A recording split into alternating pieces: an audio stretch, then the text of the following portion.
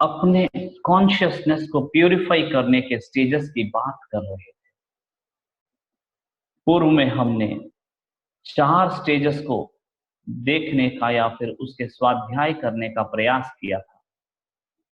ये सारे स्टेजेस की जरूरत क्यों है, इस पर जब चिंतन किया जाए तो लगता है कि जब भी अपना मन इम्प्योर हो जाता है, ये इम्प्योर का तात्पर्य, इम्प्योर उसे कहते हैं जो भी मैला कर देता है। पानी को इम्प्योर तब कहा जाता है जब पानी मैला हो जाए। कपड़े के ऊपर जब कीचड़ लग जाए तब उसे मैला कहा जाता है। वैसे ही अपने थॉट्स की क्लैरिटी में जो डिस्ट्रैक्शन पैदा करता है, अपने जॉय और ब्लिस के एक्सपीरियंस में जो डिस्ट्रैक्शन पैदा करता है, उसे इम्प्योरिटी मानकर चलते हैं। तो जो भी अपने चिंतन में, अपने पीस ऑफ माइंड में, अपने जॉयफुल एक्सपीरियंस में जो भी डिस्ट्रैक्शन पैदा करता है, उसको इम्प्योरिटी माना और उस इम्प्योरिटी से अपने आप को प्यूरिफाई करने का जो प्रोसेस है उसको 6 स्टेजेस में जानने का प्रयास किया। उस 6 स्टेजेस में हमने पहले 4 स्टेजेस का डिस्कस किया था संभवतः। पहला स्टेज, एक शॉर्ट में उसको रिवाइज करता हूं। पहला स्टेज है प्रथम आवश्यक इंट्रोस्पेक्शन। इंट्रोस्पेक्ट करने के लिए आपको साइलेंस मोड में जाना होगा, ध्यान की स्थिति में जाना होगा कि व्हाटएवर जो भी पास्ट में आपके साथ घटित हुआ है उसको रिवाइज करने के लिए आपको एक बार तो आंखें बंद करके या फिर चिंतन के स्तर पर जाना होगा, जाकर सोचना होगा कि मेरे साथ क्या हुआ है, क्या घटित हुआ है, ऐसे क्या क्या मैंने कार्य किए हैं जो मुझे इम्प्योर कर रहा है और वो इम्प्योरिटी मेरे भीतर एक डिस्टर्बेंस जनरेट कर रहा है। उसके बाद ये 6 स्टेजेस ऑफ प्योरिफिकेशन, जिससे हम उस इम्प्योरिटी को साफ कर सके, यानी जिससे हम अपने आप को वापस जॉयफुल स्टेट में, जॉयफुल मोड में ला सके, वो प्रोसेस जिसके माध्यम से हमें प्राप्त हुआ, उनको हम अपने ग्रैटिट्यूड प्रे करते हैं। चतुर्विंशति स्तवन के माध्यम से हम तीर्थंकरों की स्तुति और स्तवना करते हैं, क्योंकि उन्हीं के माध्यम से हमें प्रोसेस प्राप्त हुआ। तीसरे प्रोसेस में वंदना। ये अपनी जो इंट्रोस्पेक्शन में जो हमने अपनी गलतियां पहचान कर ली है, जब हमने अपनी गलतियों को देख लिया है, अपनी इम्प्योरिटीज को जान लिया है, अब उन इम्प्योरिटीज को निकालने के लिए हमें एक माध्यम चाहिए, एक मोड चाहिए, एक मीडियम चाहिए। हम गुरु को उस मीडियम के रूप में मानते हैं। तो गुरु को निकट जाने के लिए जो जरूरत आवश्यक है वह तीसरा आवश्यक वंदना। वंदना में कुछ आसन की बात चली थी, उक्कड़ू आसन और वंदना आसन। उस वंदना आसन के बारे में चला था कि वह वंदना आसन वह आसन है जिस समय हम माँ के गर्भ में जिस आसन में रहते हैं उसी आसन में होते हैं। उस आसन में क्यों गुरु की वंदना की जाती है? क्योंकि वह अपने ईगो लेवल्स को डिक्रीज करता है। बार बार उस वंदना के आसन पर जाने पर अपने जो थॉट्स, वेवरिंग ऑफ थॉट्स है, मन की चंचलता है, वह शांत होने की संभावना है। साथ में ही संभवतः अपने अहंकार की श्रेणियों को कम करने की संभावना है, क्योंकि जब ईगो लेवल कम होता है तभी हम किसी को गुरु के रूप में स्वीकार कर सकते हैं। गुरु का मतलब बड़ा और लघु का मतलब छोटा। When द मोमेंट, जिस क्षण मैंने किसी को बड़ा स्वीकार कर लिया, तत्क्षण मैं अपने आप को छोटा मान लिया। यह ही गुरु और शिष्यत्व की परंपरा है। तीसरे आवश्यक में वंदना के माध्यम से हम जब किसी को बड़ा स्वीकार करते हैं, इस स्वीकृति के लिए जो एबिलिटी चाहिए वो ईगोलेसनेस चाहिए। जब तक ईगो है तब तक किसी को आप बड़ा स्वीकार नहीं कर सकते। एंड द मोमेंट आपका ईगो क्षीण होता है, अहम विलय होता है, तब आप किसी को बड़ा स्वीकार कर पाते हो, गुरु के रूप में स्वीकार कर पाते हो। इसे तीसरे आवश्यक के रूप में हमने जाना। चौथा आवश्यक प्रतिक्रमण एक महत्वपूर्ण आवश्यक है इस प्यूरिफिकेशन के प्रोसेस में। इस महत्वपूर्ण आवश्यक इसलिए कहा गया क्योंकि मन की बात निकालकर किसी के सामने रखने के लिए बहुत हिम्मत चाहिए। मन की बात को पहचानना मन की मलिनता को पहचानना, पहचानने के बाद अपनी कमियों को खोलकर किसी के सामने बोलने के लिए हिम्मत चाहिए, और उसी के सामने हम बोल पाते हैं या अपने मन को खोल पाते हैं जिसके सामने अहम अड़चन पैदा नहीं करता। गुरु is a different version of friend. एक मित्र का ही एक वर्जन है गुरु, क्योंकि जो सन्मार्ग दिखाए वही तो, जो अनुकूलता दे वही तो मित्र है। जो सन्मार्ग दिखाए वही गुरु है, और वह गुरु एक परम मित्र समान है जो हमारे सन्मार्ग के मार्गदर्शक होते हैं। क्योंकि ये अपने मन को खोलने की संभावना सिर्फ दो जगह पे होती है, जहां पे मित्रता दिखती है और जहां पे गुरुत्व दिखता है। इन दोनों के सामने हम निसंकोच होकर अपने भूल को, अपनी कमियों को खोल पाते हैं। तीसरा जो ये चौथा जो आवश्यक है, ये कन्फेशन था। प्राय देखते हैं क्रिश्चियंस के चर्च में कन्फेशन बॉक्स होता है। कन्फेशन बॉक्स के सामने हम जाके अपनी कमियों को खोलकर जी, अनेकों ऐसी पद्धति है उस परंपरा में जहां हम अपनी कमियों को खोल कर रखते हैं, यानी जो भी गलती हुई उसको निकाल कर रख देते हैं। गलती को प्राय छुपाते हैं, इसलिए क्योंकि मेरे नाम का कहीं पर धब्बा नहीं लग जाए, कहीं ना कहीं ईगो, कोई डर से कहीं ना कहीं ईगो। और जहां पर वो अहंकार नहीं होता वहीं पर हम अपनी गलती को खोल कर रख सकते हैं। कहने का तात्पर्य है, अपनी कमियों को हम उन्हीं के सामने खोल सकते हैं जिनके सामने अहंकार बाधा नहीं बनता। और गुरु वह होता है जिनके सामने अहंकार विलय हो गया, तो वहां अपनी कमियों को खोलने में अहंकार बाधा नहीं बनना चाहिए संभवतः।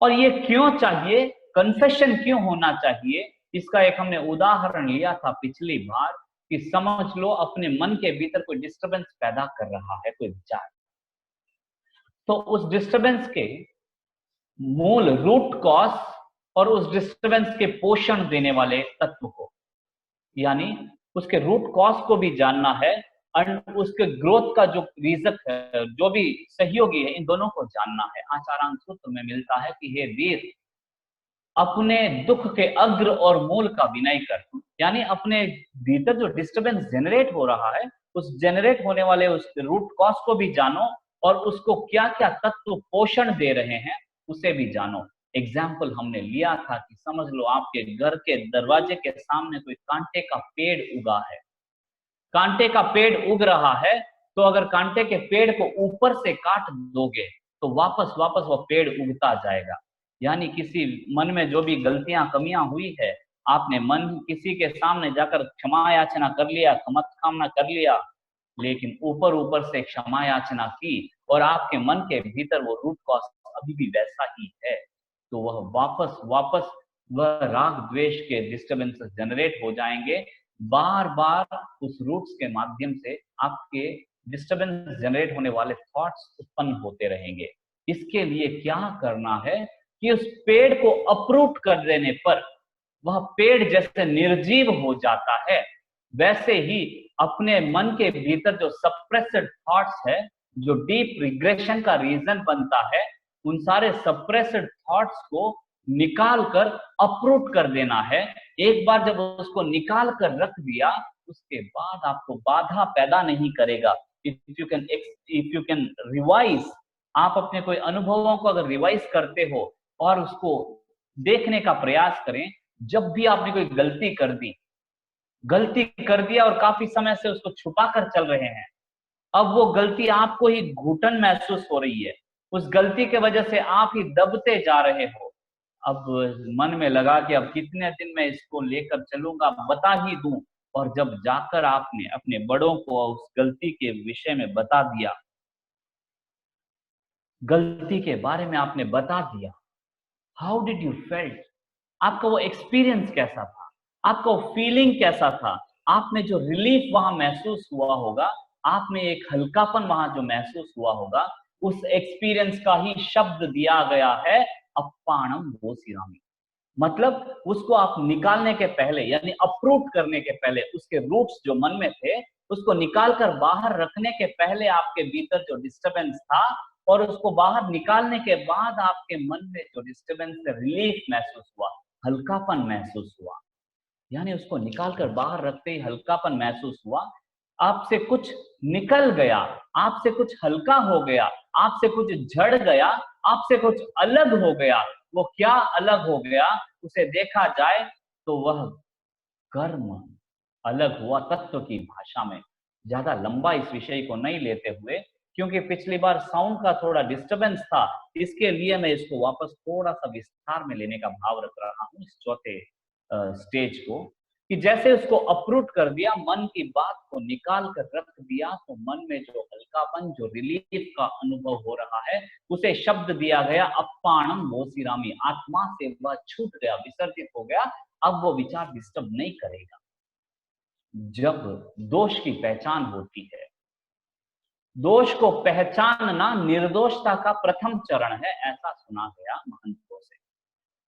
दोष को पहचानने के बाद दोष को निकालकर बाहर रख देना निर्दोषता का परम चरण है, ऐसा जाना गया महंतों से। यानी पहले तो पहचान लिया कि कहां पर गलती है, वो पहचान लेना ही गलती के सुधार का पहला लक्षण है। घर में जान लिया कि कहां पर कचरा है, पता चलना कि इस कोने में कचरा है, यह ही उस कचरे को निकालने का स्टार्टिंग पॉइंट है। और उस कचरे को वहां से निकाल कर बाहर रख देना कचरे का संभवतः एंडिंग पॉइंट है।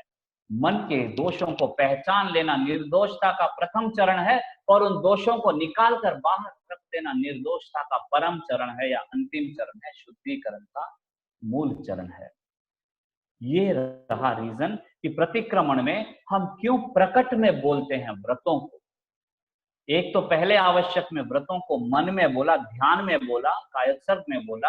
अब हम प्रतिक्रमण को यहाँ प्रकट में बोलते हैं, यानी अपने दोषों को प्रकट में बोलते हैं, क्योंकि उन सबको निकाल कर बाहर रख दिया, उसका हमने वमन कर दिया। जैसे उल्टी कर दी बोलते हैं ना, वैसे सारी चीज को उल्टी कर दी। जब भी कोई खा लिया कोई वस्तु हजम नहीं होता है, डाइजेस्ट नहीं होता है, तो जिस प्रकार हम उसको निकाल कर उल्टी कर देते हैं तो एक रिलीफ महसूस होता है, वैसे ही कोई विचार आपको डाइजेस्ट नहीं हो रहा है, कोई विचार आपके मन नहीं, गले नहीं उतर रहा है, तो उन विचारों को निकाल कर गुरु समक्ष आत्म साक्षी से या फिर मित्र के समक्ष में जब निकाल कर रख दिया जाता है, तो जैसे हल्कापन का अनुभव होता है, वह प्रोसेस है ये फोर्थ स्टेज, यानी कन्फेशन, जिसे प्रतिक्रमण कहा गया है। अब अगले चरण की ओर चल रहे हैं, जो महत्वपूर्ण चरण है, कायोत्सर्ग। इसे कायोत्सर्ग को हम व्यवहार में किस रूप में करते हैं, उसे एक शॉर्ट में लेने का भाव है। इसका रियल प्रोसेस क्या है, उसे भी बताने का भाव है, और संभवतः यथा जानकारी इसका इम्पैक्ट अपने लाइफ में कैसे होना चाहिए और कैसे होता है, इसे भी यथा जानकारी आपके समक्ष निवेदन का प्रयास, सुधार की अपेक्षा से। कायोत्सर्ग प्रतिज्ञा में हम करते क्या है? तस्य उत्तरीकरणम का पाठ बोला जाता है। वो पाठ बोलने के बाद ध्यान में मग्न होते हो, ठौणेनं मौणेनं झौणेनं का शब्द कहने के बाद ध्यान में लीन होते हो। जब ध्यान में लीन होते हो तो ध्यान में लोगस्य का पाठ बोल दिया। क्या मात्र यह कायोत्सर्ग है? कायोत्सर्ग की एक विधि जो प्राप्त होती है, वह विधि कैसी है, इसे भी लेने का प्रयास।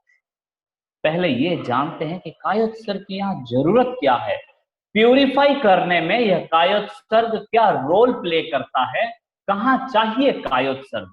कायोत्सर्ग तस्य उत्तरीकरणम की जो पाठी प्राय बोली जाती है, तस्य उत्तरीकरणम पायश्चित्तकरणम विसोहीकरणम विशल्लीकरणम, यह मूल रूप में बोलने की पाठी तो है ही नहीं, ऐसा लगता है। यह बोलने की पाठी नहीं, यह तो करने की पाठी है। कितने बार दिन में बोलते हो कि आज मुझे श्वास लेना है, अभी मैं श्वास लूंगा, अब श्वास ले रहा हूं। कितने बार अपने आप से बोले। कभी बोलने की क्या जरूरत पड़ती है? ये बोलने की अपेक्षा नहीं, क्योंकि ये घटित हो रही है, ये महसूस करने की और करने की प्रक्रिया है। जैसे वह करने की प्रक्रिया है, वैसे ही यह कायोत्सर्ग प्रतिज्ञा भी बोलने की पार्टी नहीं है, बल्कि करने की पार्टी है। कब करें, क्या करें? जैसे जब भी गलती होती है, गलती का कारण क्या होता है, थोड़ा तत्व ज्ञान के संदर्भ में चलेंगे। गलती का कारण क्या होता है, तत्व ज्ञान की भाषा में कहा जाता है कि पूर्व कर्म का जब उदय होता है तब हम प्रतिक्रिया करते हैं। पूर्व कर्म का जब उदय होता है तब हम रिएक्ट करते हैं। जब रिएक्ट करते हैं तो वापस कर्मों का बंधन होता है। अब इसको होल्ड करके वापस हम तस्य उत्तरीकरणम पर जा रहे हैं।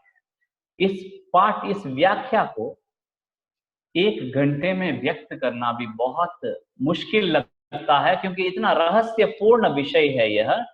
विषय पर आते हुए, तस्य उत्तरीकरणम, तस्य यानी अब तक किसको कहेंगे? जो मेरे साथ बीत चुका है उसी को अब तक कहेंगे। उत्तरीकरणम, जो अब तक मुझसे जो भी हुआ है उससे मैं बेटर बनने के लिए।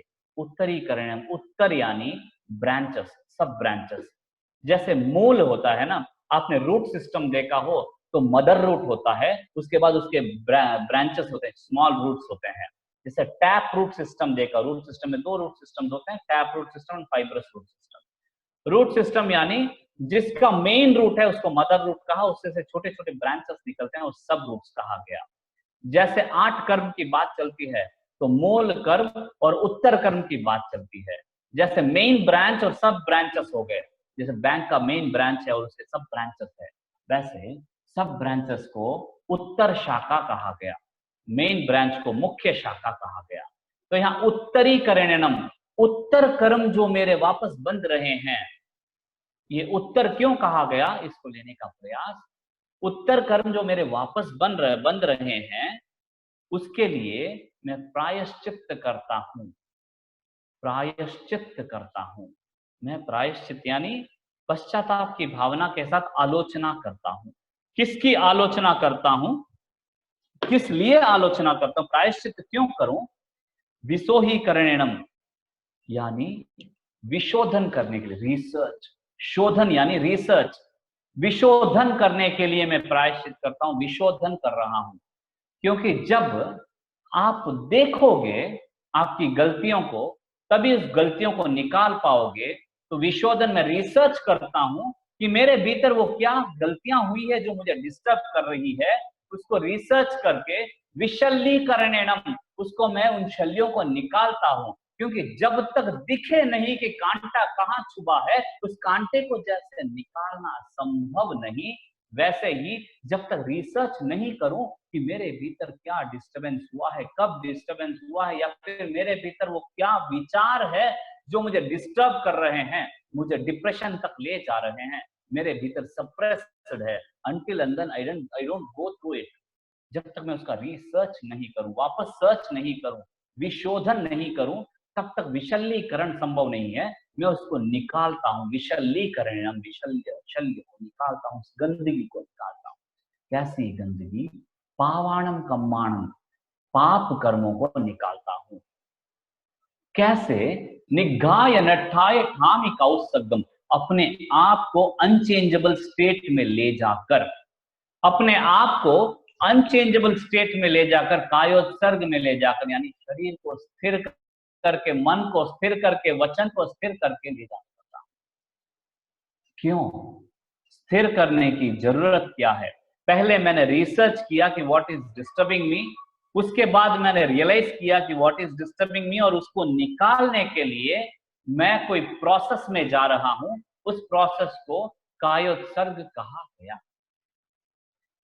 वापस कमिंग बैक टू नॉर्मल, अपने जीवन में चलने वाली स्थितियां। कई बार हर दिन अनुभव करते हैं, क्रोध आता है, लोभ आता है, वासनाएं उभरती है, माया की चिंतन चलती है। ये सारे सिचुएशंस जब भी होता है तब हम क्या करते हैं? तब हम रिएक्ट कर देते हैं उन सिचुएशन के अनुरूप। साधारण विषय लेते हैं, भूख लगना। भूख लगती है जिससे हर एक व्यक्ति परिचित है, हर दिन इसको हम महसूस करते हैं। भूख क्यों लगती है? भूख लगती है वेदनीय कर्मों के उदय के परिणाम से। तत्व के अनुसार जब जब वेदनीय कर्म उदय में आते हैं तब भूख लगती है। और जब भूख लगी, समझ लो कोई काम में बहुत बिजी हो आप, एकदम आपका इंटरेस्टिंग काम है, उस काम में लगे हो और जोर से भूख लगी, दुकान में हो, बिजनेस में हो, जोर से भूख लगी है, लेकिन एक कोई ऐसा कस्टमर आ गया जो बहुत प्रॉफिट दे सके, वैसा कस्टमर आया है, क्या करोगे? आपका डाइवर्शन हो जाएगा। जैसे आपका डाइवर्शन उस कस्टमर की ओर हुआ, थोड़ी देर बाद आधा घंटा निकला, उसके बाद पूछा जाए खाना, बोले भूख जोरदार लगी थी यार, भूख मर चुकी है। अब भूख नहीं, कहाँ गई वो भूख? यानी जो वेदनीय कर्म उदय में आए थे भूख देने के लिए, वो भूख नामक अनुभूति को देख निर्जरित हो गए, जड़ चुके हैं। आएगा तब ही भूख लगती है। यह तत्व की भाषा कही जाती है। अब वेदनीय कर्म जब उदय में आया और आपको भूख लग रही है, उस समय दो एक्शंस आपके होते हैं। एक, या तो खाना खाएंगे मन से और तन से, दो प्रकार से हम खाना खाएंगे। दूसरा, वहां पर कर्म उदय में आया यह जानकर संभाव में रहेंगे। जो भी व्यक्ति वहां ये जानने लग गया कि कर्म उदय में आया है और उसे देखने लग गया, उसी को जिन शासन में तपस्या का नाम दिया गया है। जो भी अपने कर्मों को देखने लगता है, जब भी कर्म उदय में आता है, उदय में आने वाले कर्म को जो जीव देखने लगता है, उस क्षण को तपस्या कहा है। क्योंकि पश्या यानी देखना, त यानी स्वयं को देखना ही तपस्या है। प्राय अपनी तपस्याएं जो होती है, वहां पर एक भाव चलता है कि भूखे मरने में और तपस्या करने में क्या अंतर है। जब इस अंतर को देखते हैं तो भूखा रहने वाला व्यक्ति पेट से भूखा रहता है और तपस्या निज रूप में करने वाला व्यक्ति चिंतन से तपस्या करता है। और भूखा रहना एक माध्यम है तपस्या का, भूखा रहना तपस्या नहीं है। क्षमा याचना यथा जानकारी निवेदन करता हूं। वापस अपने कायोत्सर्ग के विषय पर आते हुए, कि जब वेदनीय कर्म उदय में आया, जो कर्म पहले बंध चुका है, जो उदय में आया, तब हम खाना खाएंगे। जब हम खाना खाते हैं तो स्वतः रूप से वापस कर्मों का बंधन होता है। शॉर्ट में बता रहा हूं कि जब भूख लगी, भूख क्यों लगी? पूर्व बंधे हुए कर्मों के उदय के परिणाम से। भूख लगने पर मैं खाना खाता हूं, खाना खाने पर वापस कर्मों का बंधन हो गया। अब जो भूख लगने के लिए जो कर्म है, उसे समझ लो मूल कर्म, मेन ब्रांच। उसके उदय के परिणाम से जो मैंने वापस प्रतिक्रिया की, उससे जो नए कर्म बन रहे हैं, मान लो उत्तर कर्म है, सब ब्रांचेस, वापस कलेक्शन ऑफ कर्म हो गया। इसको साइकोलॉजिकली कैसे समझा जाए, इसको भी बताने का यथा प्रयास रहेगा। पहले तत्व ज्ञान का विषय चल रहा है कि उदय, पूर्व कर्म के उदय के समय, उदय के क्षण में जो जीव संभाव में रहता है, वह निर्जरा होती है और उसे तपस्या कहा गया है। और उदय के क्षणों में जो जीव प्रतिक्रिया करता है, वो उत्तर कर्मों को बांध देता है। जो उत्तर कर्मों को बांध दिया, क्योंकि सहने की क्षमता नहीं थी। हे प्रभु, जब जब कर्म उदय में आता है, उस समय मैं सह नहीं पा रहा, संभाव में रह नहीं पा रहा, रिएक्ट करे किए बिना रह नहीं पा रहा और वापस नए कर्मों का बंधन कर रहा। What is happening in that small moment? क्योंकि उसको जानने पर कायोत्सर्ग की उपयोगिता जानी जा सकती है संभवतः। जब कर्म उदय में आता है ना, ये थोड़ा डीप साइंस से इसे जानने का प्रयास करें।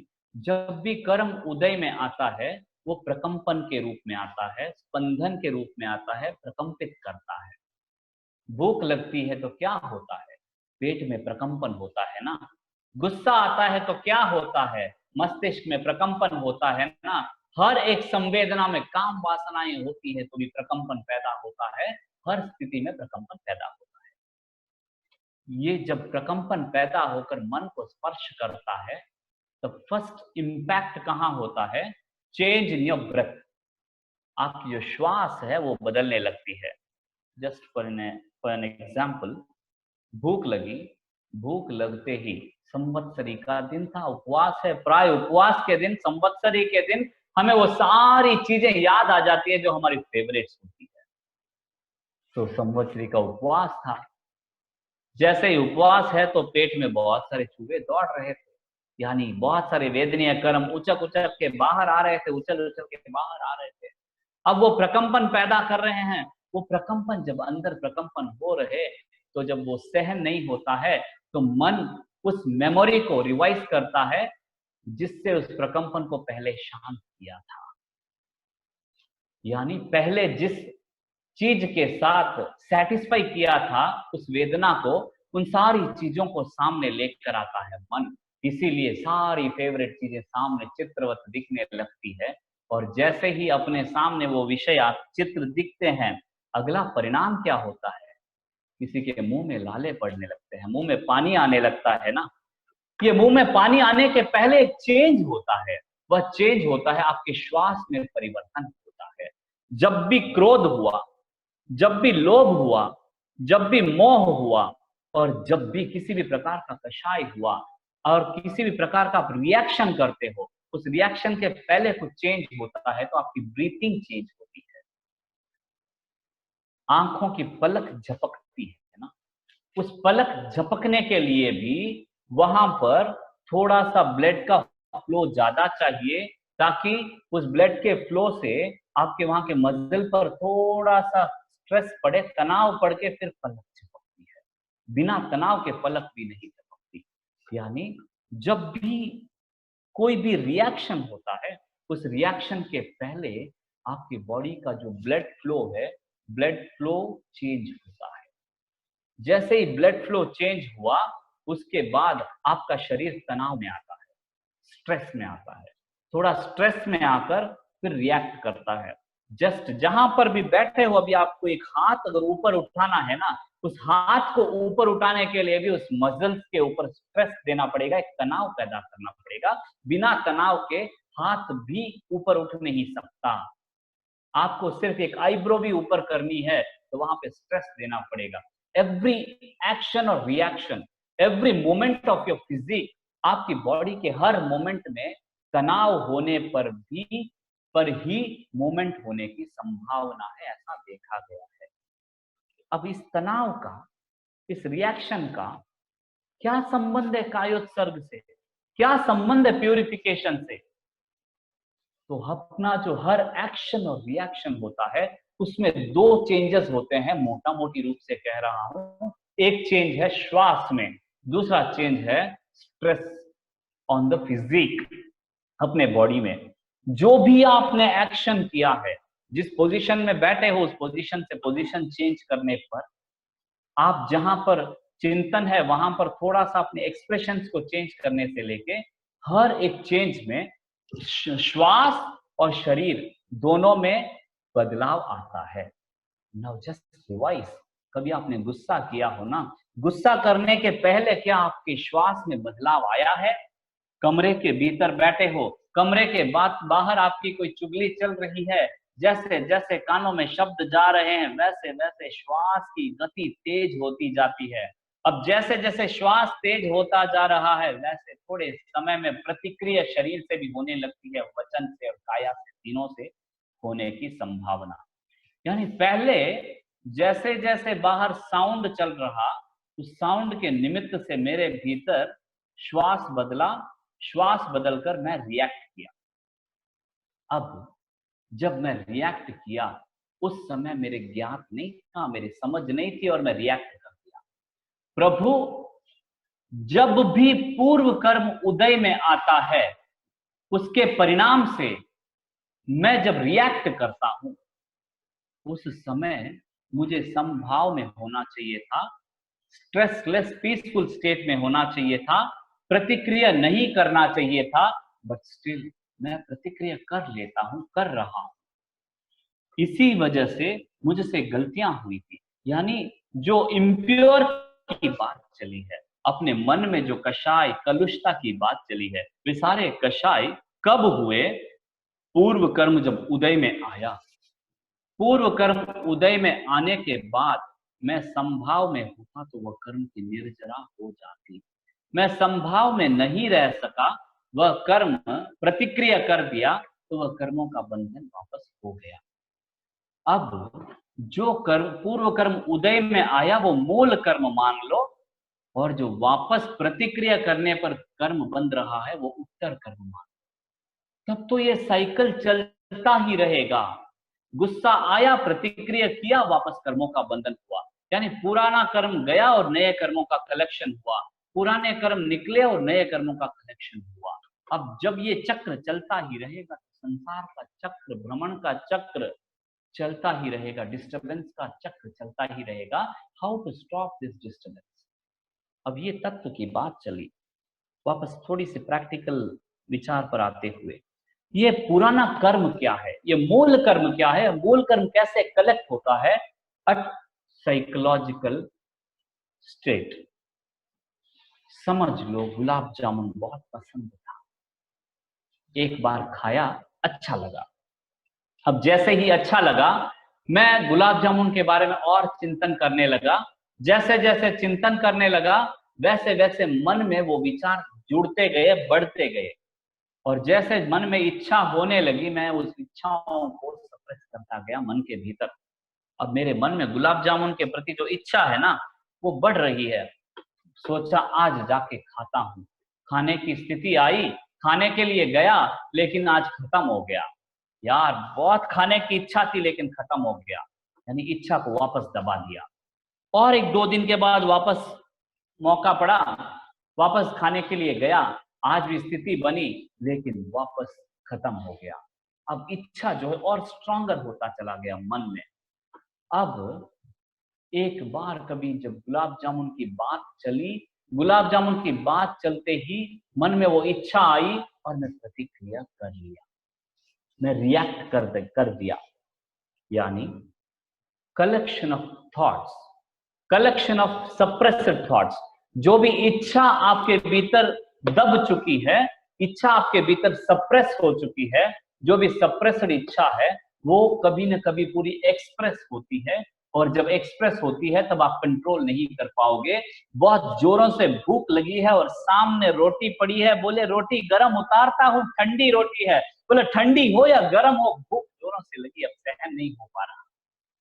गुलाब जामुन के संदर्भ में गुलाब जामुन 3 बार चूक गए, 4 बार चूक गए, 5वीं बार गए, भाई साहब गुलाब जामुन जो है ना, जो राउंड राउंड वाले थे खत्म हो गए, सिर्फ टुकड़े बचे। अरे भाई टुकड़े भी दे दो, बहुत दिन से तरस रहा हूं, उसके लिए खाया नहीं। क्योंकि इच्छा मन में दब चुकी है। जब मन में इच्छा दब चुकी है, तब वो निमित्त मिलने, वो सामने आने पर हम अपने आप को रोक नहीं पाते, हम रिएक्ट कर देते हैं। यानी मन में जो सप्रेशन था, वो सप्रेशन को बाहर निकाला जब नहीं, उस सिचुएशन में हम अनकंट्रोल्ड सिचुएशंस में चले जाते हैं, जिसे एक रूप में levels of disturbance of mind कहा गया। विचार जब मन के अंदर दबते चले गए, ऐसी स्थिति आती है कि एक विचार और दूसरे विचार के बीच में जो गैप है, वो गैप खत्म हो जाता है। जब एक विचार और दूसरे विचार के बीच में गैप नहीं होता है, उसी सिचुएशन को हम पागलपन कहते हैं। क्योंकि जो व्यक्ति व्यवहार में पागल होता है, उसके एक विचार और दूसरे विचार में कोई कनेक्शन नहीं होता है। वो क्या बोल रहा है, क्या व्यवहार कर रहा है, इन दोनों में कोई संबंध नहीं होता है। वह ही एक तरह का पागलपन है। ये जो मन के भीतर सप्रेस्ड थॉट्स है, ये सप्रेस होते होते एक पागलपन की स्थिति तक ले जाता है। अब इसका संबंध फिफ्थ स्टेट से, डीप रिलैक्सेशन से, कायोत्सर्ग से क्या है? कायोत्सर्ग हमारे शरीर को रिलैक्स्ड स्टेट में ले जाने का एक प्रोसेस है। एक ऐसा प्रोसेस जहां breath and awareness of your thoughts, इन दोनों के साथ, यानी ब्रेथ, श्वास, और ध्यान, इन दोनों के साथ अपने लेवल्स ऑफ रिलैक्सेशन को बढ़ाने का एक प्रोसेस है। कायोत्सर्ग यानी शरीर को एकदम ढीला छोड़ देना, शरीर को एकदम शिथिल और रिलैक्स्ड करते हुए अपने पूरे ध्यान को, अपने पूरे चिंतन को एक स्थान पर पॉइंटेड करते हुए तीर्थंकरों की स्मृति करते हैं कायोत्सव में। अब इसका संदर्भ, संबंध और इतने देर जो एग्जाम्पल्स रहे उसके साथ क्या कनेक्शन है? क्योंकि जब भी कर्म उदय में आता है या फिर जब भी अपने जो सप्रेस्ड थॉट्स है वो एक्सप्रेस होने लगते हैं, बाहर निकलने लगते हैं, उस समय मैं अपने आप को कंट्रोल नहीं कर पाता, मेरे थॉट्स इतने अनकंट्रोल्ड हो जाते हैं, उसकी वजह से मेरे एक्शंस एकदम अनकंट्रोल्ड होकर मैं रिएक्ट कर देता हूं। उस समय मान लो, यानी गुस्सा आया है, गुस्सा आते समय अगर शरीर एकदम रिलैक्स्ड हो, शरीर एकदम अनरिएक्टेड हो, तो क्या प्रतिक्रिया होगी? नहीं होगी। पर प्रॉब्लम वही तो है कि जब गुस्सा आता है शरीर रिलैक्स्ड स्टेट में रहता नहीं है और प्रतिक्रिया कर लेता है। यही हम भाव करते हैं कायोत्सव में कि हे प्रभु, जब जब भी कर्म उदय में आता है या फिर सप्रेस्ड थॉट्स एक्सप्रेस होने लगते हैं, तब मैं रिलैक्स स्टेट में नहीं रह पाता हूं। इसलिए मैं ये प्रैक्टिस को इम्प्लीमेंट करता हूं ताकि मैं अगली बार जब ऐसा सिचुएशन आए तब मैं अनरिएक्टेड होकर रिलैक्स्ड स्टेट में रह सकूं। जब कर्म उदय में आता है उस समय, जब भी कर्म उदय में आता है उस समय जीव अगर समभाव में रह सके तब निर्जरा, और जैसे जैसे निर्जरा होती है वैसे वैसे थॉट्स की क्लैरिटी बढ़ती है। इसकी प्रैक्टिस है ये कायोत्सर्ग। इस कायोत्सर्ग में हम करते क्या है कि भगवान से 24 यानी लोगस की पाठी क्यों जोड़ी गई है? यहाँ तो सिर्फ ध्यान रखा जा सकता था, यहाँ तो सिर्फ शरीर को रिलैक्स करने का प्रोसेस रखा जा सकता था। लोगस की पाठी क्यों जोड़ी गई है? कि लोगस की पाठी में हम एक गाथा में कहते हैं कि कित्तीय वंदीय मया जेये लोगस उत्तमा सिद्धा आरोग्य वो ही लाभम। हे प्रभु, मुझे आरोग्य बोध ही प्रदान करो, मुझे आरोग्य बोध ही प्रदान करो ताकि मैं हर स्थिति में समभाव में रह सकूं। यानी जिन जिन सिचुएशंस में मैं रिएक्ट कर रहा हूं, जब मुझे रिएक्ट नहीं करना चाहिए, उस रिएक्शन में मेरा बॉडी जो है वो उस रिएक्शन का साथ दे रहा है और मैं रिएक्ट कर रहा हूं, तो पहला थॉनेनम यानी मेरे बॉडी को कंट्रोल करने का मैं प्रयास करता हूं। जस्ट एग्जाम्पल, कोई एक व्यक्ति आया, कोई एक व्यक्ति आपको मारने के लिए आया और आपकी बॉडी एकदम हट्टी कट्टी है, आपकी बॉडी एकदम स्ट्रांग है, तो आप एकदम रिएक्ट करोगे, वापस मारने के लिए तैयार हो जाओगे। और वहीं पर कोई व्यक्ति आपको मारने के लिए आया और आपकी बॉडी में वह स्ट्रेंथ नहीं है, आपकी बॉडी थोड़ी कमजोर है या फिर आपकी बॉडी की जो एबिलिटी है वो कम है, तो आप क्या करेंगे? आप प्रतिक्रिया नहीं करेंगे, because your body is not supporting to react. आपकी बॉडी वहां प्रतिक्रिया के लिए सपोर्ट नहीं कर रही है, इसलिए आप वहां रिएक्ट नहीं कर रहे। यहां थॉनेनम जो बात है, यानी मैं शरीर को स्थिर करता हूं, शरीर को प्रतिक्रिया रहित होकर रिलैक्स स्टेट में ले जाता हूं। क्योंकि जब भी मैं रिएक्ट करता हूं, जब भी मेरे विचार, मन व्याकुल होता है, मन बहुत डिस्टर्ब होता है, तो ये मेरा बॉडी जो है ना उसके साथ सपोर्ट करके रिएक्ट करने लगता है। तो जब बॉडी एकदम शिथिल होने लगेगा, शांत होने लगेगा, स्थिर होने लगेगा, तब मन जो है वह सिर्फ रिएक्शंस में रहेगा। यानी 3 व्यक्ति आपके साथ लड़ने के लिए आ रहे हैं, तो एक व्यक्ति को आपने समझाकर शांत कर दिया, तो सिर्फ 2 के साथ डील करना है। 2 को आपने समझाकर शांत कर दिया, आपको 1 के साथ डील करना है। वैसे ही पहले हमने वचन के साथ वचन को शांत किया और शरीर को शांत कर दिया, दोनों को एक मानकर चलें कि शरीर और वचन दोनों को आपने रिलैक्सिंग के साथ शांत कर दिया। कि जब भी आपको कोई गाली दे रहा है, कोई डांट रहा है, आपकी चुगली कर रहा है, उस सिचुएशन में मुझे रिलैक्स स्टेट में रहना है, मेरी बॉडी को रिएक्ट नहीं करना है।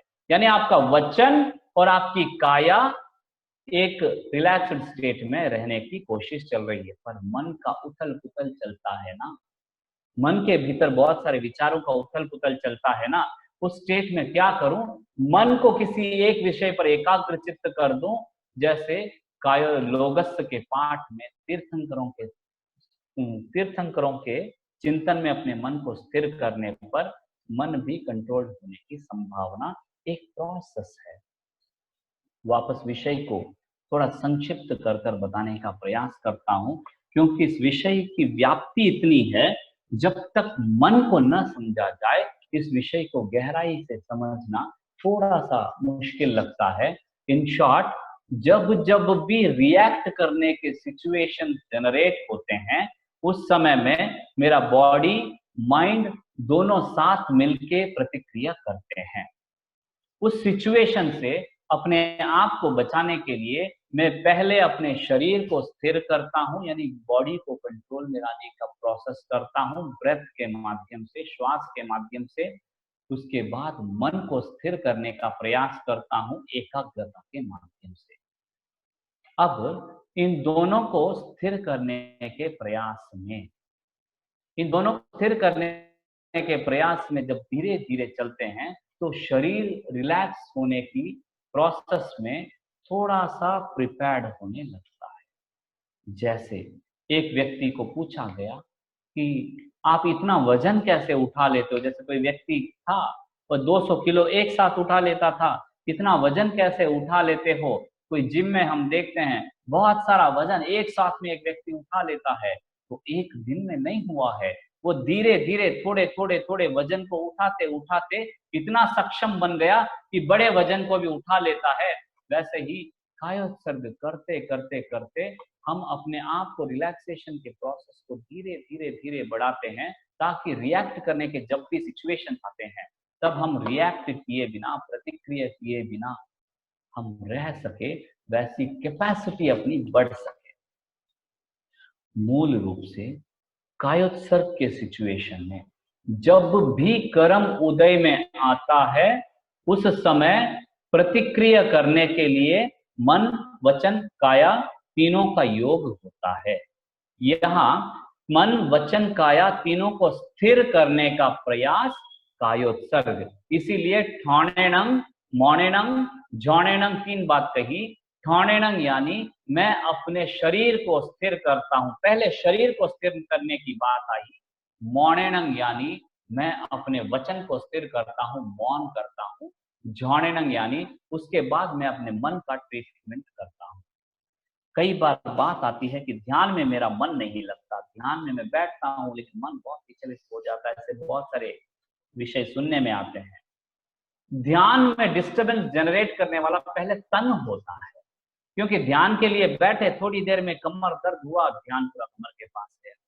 ध्यान के लिए बैठे, पहले थोड़ी देर में पांव दर्द हुआ, पूरा मन पांव के पास चला गया।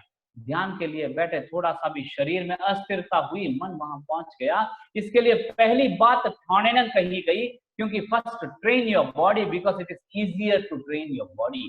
तो 15 दिन अगर आप बैठ जाओगे 15 मिनट कि मुझे 15 मिनट तक प्रतिमा की भांति हिले बिना बैठने का प्रैक्टिस करना है, और 15 मिनट से एकदम स्थिर बैठ गए, तो पहले 5 दिन तकलीफ होगी, शरीर डिस्टर्ब करेगा, जहां जहां पर भी ब्लॉक से मन वहां जाता जाएगा, पांव दुखेगा या कमर दुखेगा, कोई भी थोड़ा डिस्टर्बेंस होगा। 15 दिन कैसे भी निकाल लिए, 16वें दिन शरीर डिस्टर्ब करना बंद कर देगा। अब शरीर आपको डिस्टर्ब नहीं करेगा उस ध्यान में। अब आपके शरीर में पीठ का दर्द या पांव का दर्द होगा नहीं, जिससे शरीर ध्यान डिस्टर्ब हो। यानी ध्यान के डिस्टर्बेंस में एक अंश ठौणेनंग को आपने प्राप्त कर लिया, शरीर डिस्टर्बेंस को आपने प्राप्त कर लिया। दूसरा मौणेनंग, उसके साथ वचन का भी होना स्वाभाविक है, क्योंकि आप जैसे ही मौन हो जाते हो, बोलने की प्रवृत्ति शांत हो गई। ये दोनों होने के बाद सिर्फ मन से डील करना है, उसके बाद मन को डील करने की ओर चले तो ध्यान सधने की संभावना। वापस कायोत्सर्ग के विषय में आते हुए, कि ठौणेनंग, जब भी कोई बाहर बैठकर मेरी चुगली कर रहा है, उस समय पहले तो मन प्रकंपित होता है, मन आवेग में आता है। मन के बाद फिर यह मन धीरे धीरे शरीर को उत्तेजित करता है, तो शरीर उत्तेजित होकर मैं बाहर जाकर उनको कुछ सुनाता हूं या फिर उनको एक दो लगा देता हूं। ये 3 प्रवृत्तियां हुई। यानी पहले मन डिस्टर्ब हुआ बाहर के साउंड से, उसके बाद मैं शरीर में परिवर्तन आया, परिवर्तन आकर फिर प्रतिक्रिया किया। यहाँ पर अगर आपका शरीर उसको सपोर्ट ना करे, मन को सपोर्ट ना करे और शरीर रिलैक्स्ड स्टेट ऑफ माइंड में रहे, तो प्रतिक्रिया की संभावना कम होगी और सिर्फ मन के लेवल पर ही ये भावधारा चल रही है और ये रिएक्शंस चल रहे हैं, यानी सिर्फ मन की चिकित्सा करनी है। उस समय मन को अगर किसी एक स्थान पर एकाग्रित कर दें, जब जब भी गुस्सा आता हो कि एक ऐसी प्रतिक्रिया, एक ऐसा प्रोग्रामिंग बन जाए कि जब भी मन डिस्टर्ब होता है उन स्थितियों में मुट्ठी बांध लूं और कोई जप स्टार्ट कर दूं, तो मन ऑटोमेटिकली डाइवर्ट हो जाता है। जैसे डाइवर्ट हुआ उस बिजनेस के वजह से भूख लगने वाली व्यक्ति, जैसे ही भूख लगी और कस्टमर अच्छा आया तो डाइवर्ट हुआ, वैसे ही गुस्सा आ रहा है तो अपने मन को किसी अच्छे में लगाकर डाइवर्ट करने का एक प्रोसेस। कायोत्सर्ग का ये प्रयोग चतुर्थ पंचम आवश्यक में इसलिए क्योंकि पहले मैंने जाना कि मेरे डिस्टरबेंस का कारण क्या है, मेरे भीतर क्या इम्प्योरिटी है। फिर गुरु के समक्ष मैंने कन्फेस किया, उसको बाहर निकाला कि मेरे भीतर क्या इम्प्योरिटी है, मैंने निवेदन कर दिया चतुर्थ आवश्यक में, ये सब मुझसे गलतियां हुई है। अब गलतियां हुई है ना, पांचवें आवश्यक में जो भी गलतियां हुई है उसके लिए शरीर बहुत रिएक्ट किया, शरीर में बहुत उत्तेजना आई, शरीर में बहुत तनाव आया। उन सारे उत्तेजना और सारे तनाव को शांत करने के लिए और वापस जब ऐसी स्थिति आती है तो शरीर में यह उत्तेजना न बढ़े, इस भाव के लिए जो प्रयास चलता है वह प्रयास है यह पांचवा आवश्यक कायोत्सर्ग। कायोत्सर्ग का मीनिंग ही यह है कि शरीर को छोड़ना, शरीर से ऊपर उठना, शरीर को छोड़ देना। ये कैसे संभव है? द मोमेंट आप आंख बंद करके एक बार अपने भीतर जाने का प्रयास करते हो ध्यान के माध्यम से, उस समय पूरा संसार से आप मुक्त हो गए, बाहरी चीजों से मुक्त हो गए। आपका जुड़ाव सिर्फ आपके शरीर और आपके साथ है। और उस समय और थोड़ा सा अपने ध्यान को पूरे शरीर पर जब केंद्रित करते हो, शरीर को देखते हो, तो आप शरीर को देख पाते हो या फिर महसूस कर पाते हो। और उसी समय आप पूरा ध्यान जब श्वास पर ले जाते हो तो सारे शरीर के साथ आपका अटैचमेंट एक साथ छूट कर, आपके थॉट लेवल पर वो छूट कर सिर्फ श्वास पर रह जाता है आपकी विचारधारा। इसीलिए मूल रूप में जो कायोत्सर्ग है उसको करने की विधि जो है वो बहुत गहरी है, क्योंकि पहले जो मेरी गलतियां हुई है उस गलतियों के लिए जितना मेरे भीतर रिएक्ट करने के लिए, तनाव के लिए जो क्षमता थी, उस क्षमता को शांत करने के लिए जितना रिलैक्सेशन चाहिए, वो प्रोसेस है छठा आवश्यक कायोत्सर्ग। अब इसको हम अप्लाई कैसे करें? एक्चुअल प्रोसेस इसकी क्या है? लगभग 9:44 आपका टाइम हो रहा है, 9:42-43 के आसपास समय की सीमा है। फिर भी मैं एक 10 मिनट और ज्यादा लेने की अनुमति चाहता हूँ। किसी को अगर अनुकूलता न हो तो अपना अवसर देखा जा सकता है। 10-15 मिनट ज्यादा लेने का भाव है, क्योंकि विषय को मैं अधूरा छोड़ने का भाव नहीं रखता। तो वापस विषय पर आते हुए कि दो चीजें, एक्चुअल में कायोत्सर्ग कैसे किया जाता है, लेकिन सुनने में बहुत कंफ्यूजिंग और बहुत गहरा लग रहा है और इसको फॉलोइंग तो बहुत गहरा होगा। How can I follow it? ये दोनों प्रश्न अपने सामने होता है। जब कुछ कंफ्यूजिंग या गहरा लगता है तो हम उसको एक बार ताक पे रख देते, छोड़ो अभी जो पता है उसी को फॉलो करते हैं। तो एक्चुअल कायोत्सर्ग प्रोसेस क्या है और इस पर ध्यान दिया जाए तो कायोत्सर्ग प्रोसेस ट्रूली देखा जाए तो कायोत्सर्ग प्रकरण एक पुस्तक है, उसके अनुरूप आगमों में जो विवरण मिलता है, it's concentrating on your breath, आपके श्वास पर ध्यान देकर ध्यान करना कायोत्सर्ग की मूल प्रक्रिया है। यानी एक 24 स्तव, एक बार लोगस जब बोला जाता है कायोत्सर्ग प्रतिज्ञा करके, मतलब मेरे शरीर को हलन चलन से रोक कर जो नेचुरल प्रोसेस है, जैसे डकार आ गई, श्वास चल रहा है, इन सारे नेचुरल प्रोसेस को छोड़कर मैं विलिंगली अपने बॉडी को रिएक्ट नहीं करूंगा, बॉडी को मूवमेंट नहीं दूंगा। ये ठौने नंग फर्स्ट संकल्प करके उसके बाद हम मौनेनं में मौन रहने का प्रयास करूंगा। या दूसरा संकल्प करके ज्ञानेनं, तीसरा जो संकल्प है, मैं ध्यान करता हूँ। इस ध्यान में क्या करूंगा, मैं तीर्थंकरों की स्मृति करूंगा। कैसे स्मृति करूंगा, कायोत्सर्ग की प्रक्रिया जो है वहां पर लोगस उज्जोय गरे जब एक भाग हुआ, समझ लो एक पद्य में 4 भाग हो गए। लोगस उज्जोय गरे धम्म तित्थ अरे जिने अरहंते कितईसम चौवीसम पी केवली, ये 4 डिविजन हो गए। तो एक डिवीजन कितने टाइम में बोला जाता है, एक बार जब आपका नेचुरल श्वास लेकर श्वास छोड़ते हो, यानी एक उच्छ्वास और निश्वास में एक लाइन का एक पार्ट होता है लोगस उज्जोय गरे, फिर एक उच्छ्वास और एक निश्वास में धम्म तित्थ अरे जिने, फिर एक उच्छ्वास और एक निश्वास में अरहंते की तईसम, एक उच्छ्वास और एक निश्वास में 24 केवल। यानी एक 2 लाइन्स को बोलने में हमें 4 उच्छ्वास और निश्वास का टाइम लगता है। यानी जो नेचुरल ब्रेथ है उसके अनुरूप चलना है, जिससे अपना अवेयरनेस लेवल बढ़ते जाता है। वैसे करते हुए 25 उच्छ्वास और निश्वास का एक कायोत्सर्ग होता है, ऐसा विवरण प्राप्त होता है। पूरे लोगस में 4 × 7 28 लगभग 28 वैसे पद आ जाते हैं। जैसे एक 2 लाइन्स को 4 में डिवाइड करें तो, लेकिन अंतिम पद में चंदेसु निम्मलयरा के पद में सिर्फ चंदेसु निम्मलयरा को ही श्वास उच्छ्वास और निश्वास में लिया गया है, उसके बाद उसको भाव के साथ जोड़ा गया है। यानी एक 24 में, एक लोगस में 25 उच्छ्वास निश्वास के साथ किया जाता है। This is the process what we get.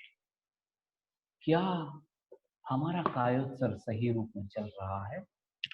क्या प्रतिक्रमण के साथ हम श्वास के साथ कायोत्सर्ग कर रहे हैं, या सिर्फ एक फॉर्मेलिटी के रूप में आंखें बंद करके लोगस उज्जोय गरे का उच्चारण करके समाप्त कर दिया कि हाँ ये कायोत्सर्ग मैंने पूरा कर दिया। यानी 25 उच्छ्वास और निश्वास के साथ 24 तब किया जाता है, कायोत्सर्ग किया जाता है। जब कायोत्सर्ग किया गया उस समय पूरी एकाग्रता श्वास पर होनी चाहिए, तो ये नहीं हो रही है, मतलब अपना कायोत्सर्ग पूरा नहीं है एक दृष्टि से। अब ये तत्व का विषय या फिर शास्त्र का विषय था जनरल लाइफ में। जब भी हमें रियलाइज हो मेरे से कोई गलती हुई है, रियलाइज होने के बाद, कन्फेशन करने के बाद कुछ क्षण शांति में बिताने का प्रयास करें, श्वास पर ध्यान देते हुए कि जो भी मुझसे पूर्व में गलती हुई है ना, अगली बार नहीं होनी चाहिए। पूर्व में कैसे मैं से गलती हो गई है, अगली बार ऐसी गलती नहीं होनी चाहिए। रसोई में आप सीरा बना रहे हो, सीरा बनाते बनाते घर में मेहमान 50 व्यक्ति आए थे, 50 व्यक्तियों का हलवा बन रहा था, हलवे में शक्कर की जगह नींबू का सत डाल दिया। अब जैसे सबको परोसा तभी पता चला नींबू का सत डाल दिया। अब ध्यान को घुमाया कि कब गलती हुई, घुमाने के बाद महसूस हुआ रे मुझसे ही गलती हो गया, शक्कर के डब्बे की जगह पे मैंने नींबू का सत ले लिया। और मेहमानों के सामने कैसे बोले, फिर भी हिम्मत जुटा के जाकर बोल दिया कि भाई गलती हो गई, आई एम रियली सॉरी, मैं नहीं सोचा, नहीं जाना था ऐसा हो, फिर भी मुझसे गलती हो गई। तीसरे भाग पर, हम चौथे भाग पर चल रहे हैं, मेहमानों के सामने जाकर बोल दिया, कन्फेशन कर दिया। करने के बाद कुछ क्षण अपने आप में शिट यार गलती हो गई है, अगली बार ऐसा नहीं होना चाहिए था, अगली बार ऐसा नहीं होना चाहिए, मुझे कहाँ सावधानी रखनी है। उस सावधानी का चिंतन कायोत्सर्ग है, उस सावधानी का चिंतन कायोत्सर्ग है। उस सावधानी को कैसे बढ़ाया जाए, कैसे बढ़ाया जाए, यह अगले आवश्यक में जानने का प्रयास करते हैं। यह अगले आवश्यक क्यों है, प्रायश्चित और प्रत्याख्यान जानने का प्रयास करेंगे। इस कायोत्सर्ग के आवश्यक में हम शरीर को रिलैक्स करने का एक प्रैक्टिस कर रहे हैं, कि जब जब भी रिएक्ट करने के लिए शरीर एकदम तैयार होकर रिएक्ट करता है, उस तैयारी से शरीर को कह रहे हैं कि हे तन अब शांत रहे, हे तन अब मन का सहयोग मत कर उसकी प्रतिक्रिया में। फिर मन को कहा कि हे मन अपने आप को लगा दो किसी सत्क्रिया में। एक छोटे से कथा के साथ इस विषय को विराम देने का भाव रखता हूं ध्यान के साथ में। बाइबल की कथा आती है कि बाइबल में जीसस एक बार सारे अपने भेड़ियों को चराते चराते एक स्थान पर इकट्ठा करते हैं। जैसे ही एक स्थान पर इकट्ठा किए तो सारी भेड़ियां जहां पर भी हरियाली दिखती है वहां दौड़ने लगती है। जैसे जैसे दौड़ने लगी, जीसस ने सोचा क्या प्रयास करूं जिससे इनका दौड़ना रुक जाए। तो उनको विचार आया कि इन सारी भेड़ियों को मैं इतना ट्रेन कर दूं ताकि ये भेड़ियां अपने आप चर के अपने स्थान पर आ जाए। कई बार देखा जाता है कि पशु ट्रेन हो जाने के बाद वो अपने आप अपनी जगह पर आकर सो जाते हैं, बैठ जाते हैं। तो ट्रेन कर दूं तो बढ़िया रहेगा, आइडिया तो अच्छा था। लेकिन जब तक ट्रेन नहीं हो तब तक कैसे इनको एक जगह पर एकत्रित किया जाए। इस संदर्भ में उन्होंने फिर चिंतन किया कि एक काम किया जा सकता है कि इसके चारों ओर एक फेंसिंग लगा दूं। फेंसिंग लगाकर फिर मैं इनको इनके अंदर रखूं।